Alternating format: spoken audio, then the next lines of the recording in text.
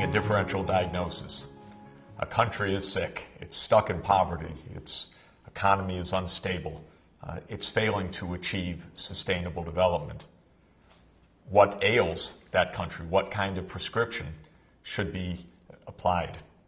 And we've seen that there is no one answer to such a complicated challenge.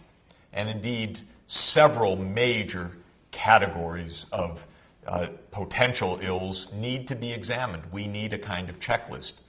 Is the problem a poverty trap where government and society knows just what to do but can't afford to do it, so it needs financing?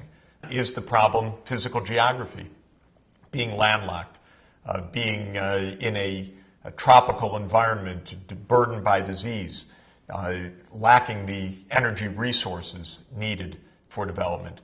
Is the problem cultural? Perhaps discrimination against girls and women, lack of attention to education, lack of attention to reducing high fertility rates. Well, on that list, we definitely need a politics checklist. We know that the role of government in economic development is crucial.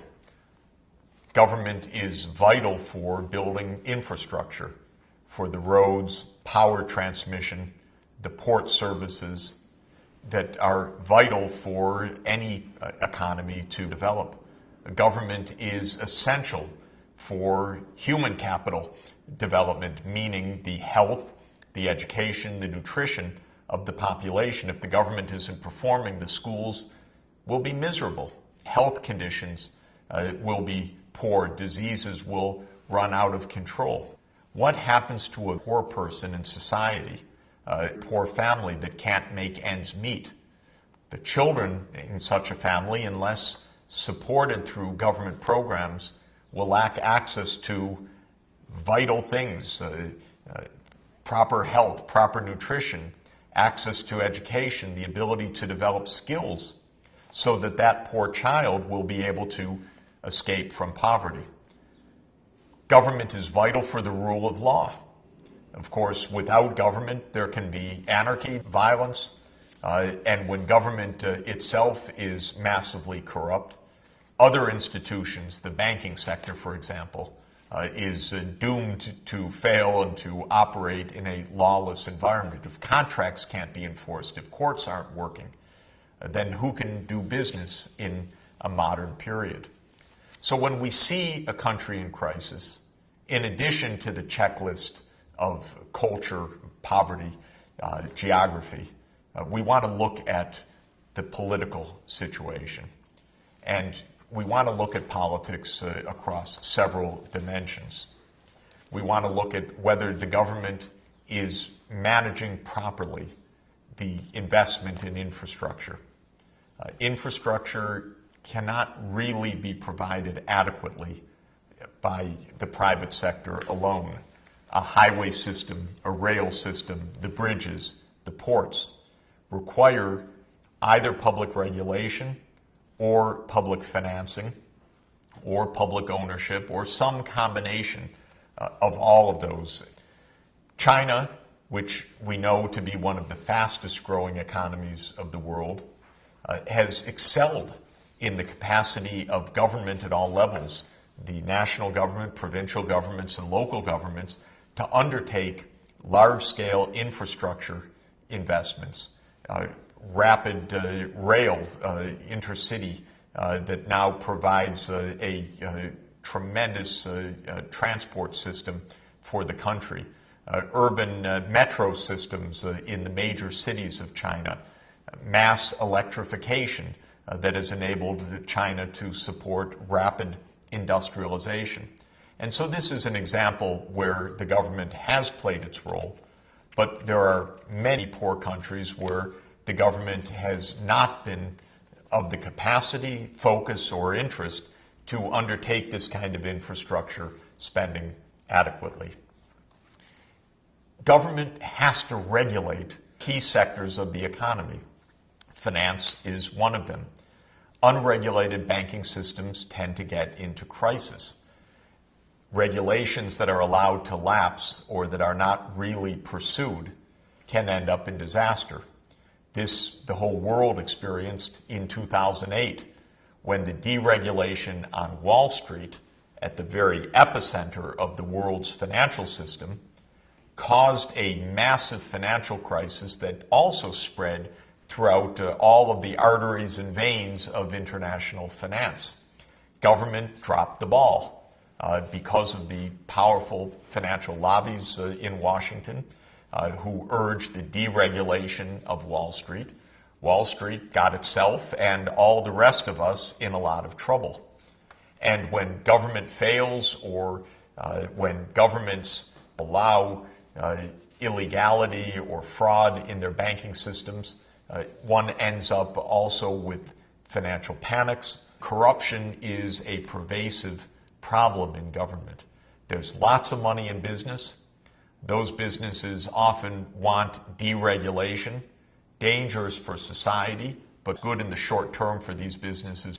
Of course, we don't measure corruption all that well. A lot of it is under the table. There are only corruption perceptions. We don't even define corruption all that well. In the United States, it's legal for businesses to give massive, indeed unlimited, campaign contributions to politicians.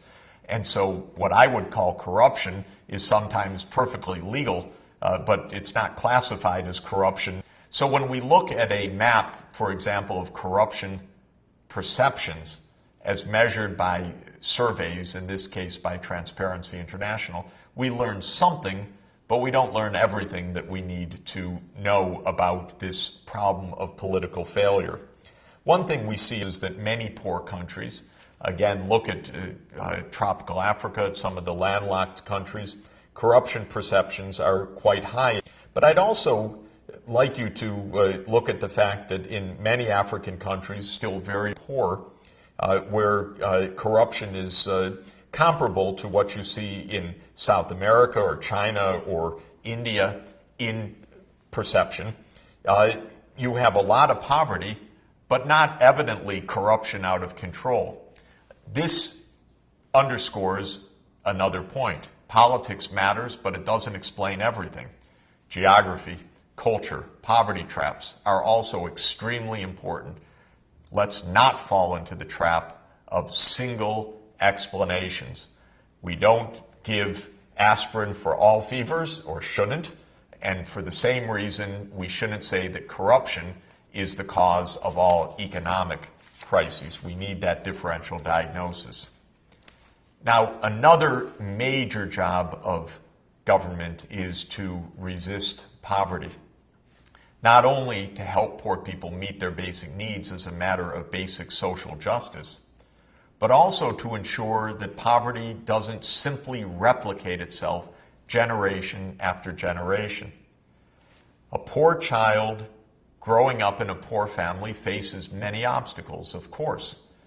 Maybe health and nutrition are worse. The neighborhood conditions, the environmental safety is likely to be worse. The schools in a poor neighborhood or poor region are likely to be much worse, dilapidated, perhaps lacking teachers, perhaps very large class sizes, perhaps no books and materials, or computer rooms. Some very poor places don't even have a roof over their schools, so the schools are conducted under a tree or in the open air. So children growing up in poverty are likely, unless in some way given a boost, to be poor themselves as adults. And so poverty replicates itself from one generation to the next. Government has a major role here to ensure a kind of equality of opportunity, to ensure that even children from poor families have the chance of social and economic mobility to rise to the middle class of their society. But that requires help. It requires public education. It requires access to early childhood development investments, safe daycare for children, good nutrition programs, preschool, all demonstrated time and again to be tremendously powerful in enabling children, and especially children from poor households, to get that added step up so that they have a good shot at prosperity, and adjoining the middle class of their societies. But governments differ a lot in their readiness and the quality of their response to this challenge of poverty. If you look within the high-income world, the so-called group of the Organization of Economic Cooperation and Development, OECD, the 30 roughly countries in that group, there's tremendous variation between governments that invest heavily in social areas, in protection against poverty, in provision of social services, and governments that invest relatively little. If you look at this graph of public social expenditures as a share of national income, you see at the high end countries like Sweden and Denmark, the social democracies in Scandinavia, with very large investments. You see at the opposite end of the scale, the United States, Japan, Ireland, with much lower levels of investment. The consequences are that children in countries with lower levels of social expenditure have a much higher risk of growing up in poverty and a much greater chance of themselves ending up as leading poor households as adults. You see here the poverty rates across the OECD countries. Where are the poverty rates the lowest? These are poverty rates both shown for children in the bars and for the total population with the diamonds shown in this figure.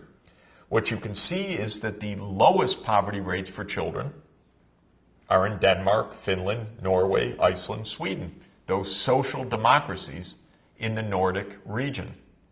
Where are the very highest rates of children's poverty?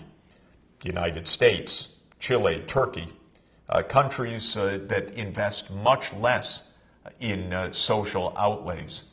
And just to demonstrate this relationship, if we plot in a scatter diagram on the horizontal axis the social expenditures as a share of gross national product, and on the vertical axis the child poverty rate, we see a downward sloping line.